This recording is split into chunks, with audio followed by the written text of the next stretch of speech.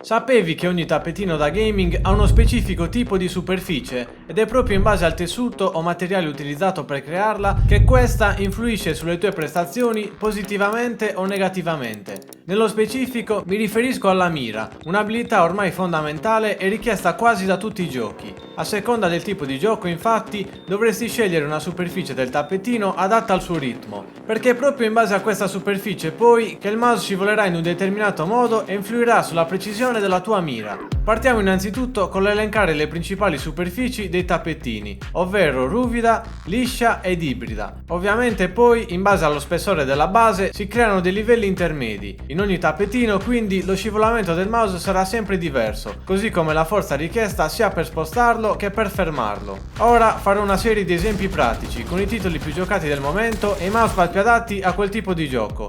In un gioco come CSGO la precisione nella mira è l'abilità principale richiesta, in quanto gli scontri sono abbastanza ravvicinati. È un gioco molto tattico basato sul mantenere determinate posizioni o avanzare lentamente puntando una sequenza di posti in cui potrebbe esserci il nemico. È abbastanza scontato quindi che usare un tappetino dalla superficie ruvida come il GSR della Zowie farà scivolare il mouse in maniera lenta e costante e grazie all'alta resistenza creata dall'attrito sarà molto più facile rispetto ad avere un tappetino veloce fermare il mouse nel punto giusto e con precisione. Per quanto riguarda la sensibilità all'interno del gioco invece è una cosa molto soggettiva e dipende da vari elementi come i DPI del tuo mouse, l'esperienza e la confidenza che costruisci nel tempo. In un gioco in prima persona come CSGO io suggerisco come punto di partenza di sfruttare completamente la larghezza del tappettino per girarsi esattamente di 180 gradi con un movimento. Nel caso non ti trovassi bene, modificala gradualmente fino a trovare la sensibilità perfetta per te. Anche in un gioco come Valorant, nonostante abbia un ritmo un po' più intenso, in quanto oltre alla mira bisogna usare le abilità degli agenti,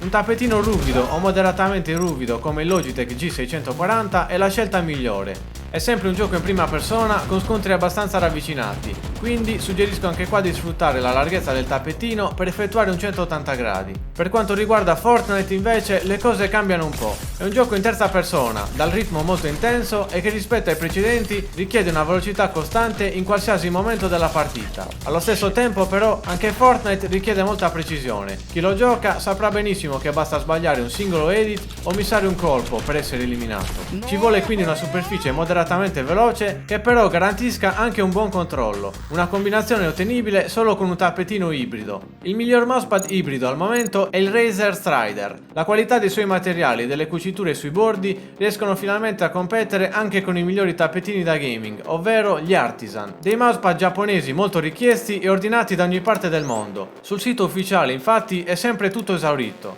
Per quanto riguarda la sensibilità da usare su Fortnite comunque, dato il suo ritmo intenso e la varietà della distanza negli scontri, suggerisco di utilizzare la larghezza del tappetino per eseguire esattamente un 360 con un solo movimento. Anche su Apex Legends il ritmo è abbastanza intenso. Gli scontri sono maggiormente basati sul tracking ma avvengono comunque a varie distanze. In base al tuo stile di gioco e alle armi che utilizzi quindi dovrai capire se è meglio utilizzare un tappetino moderatamente ruvido come il Logitech G640 e avere più precisione o un tappetino ibrido come il Razer Strider per avere un ottimo equilibrio tra velocità e precisione.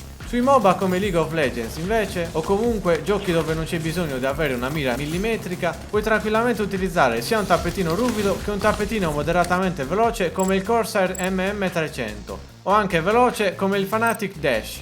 Poi ci sono anche mousepad estremamente veloci come il Logitech G440 o il Glorious Air, ma si tratta di superfici rigide e non utilizzate in ambito competitivo. Per chi volesse delle versioni estese per poterci mettere sopra anche la tastiera, c'è l'HyperX Fury S Pro per un controllo moderato, il Glorious XXL per un controllo lento, il Razer Strider XXL per l'ottimo equilibrio, il Corsair MM300 esteso e il Fnatic Dash esteso se preferisci la velocità.